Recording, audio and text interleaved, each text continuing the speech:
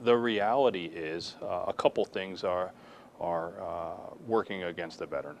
Number one, there's a cultural divide. So being in the military, carrying a weapon and fighting in a patrol base in Afghanistan is much, much different than working in a card unit of JPMorgan Chase. Veterans don't always necessarily know how to articulate how their experience in Afghanistan maps to, again, working for JPMorgan Chase. So one is this cultural divide, and a piece of it's the veteran being able to articulate their experience. There's also the hiring manager in JPMorgan Chase doesn't necessarily understand the reality of Afghanistan either.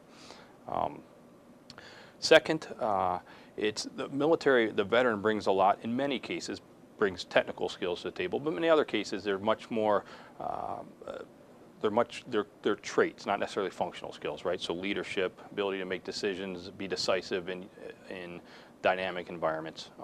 So there is a training component that has to take place for him or her to get up to speed within an organization and to learn the technical details of whatever the job is. So there's a training component as well that has to be accounted for. So between culture and training, I think those two factors work against the veteran in many realities. And the third piece I would say is sometimes a network.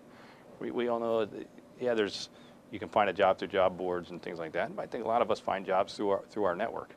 Well, you take a veteran who's been overseas or living at a base out of state for 2, 3, 4 years. It's not like they can just necessarily plug back into this network. So we have an extensive amount of efforts to try and build that network or build that pipeline to get at the veteran and source them into our firm as quickly as possible.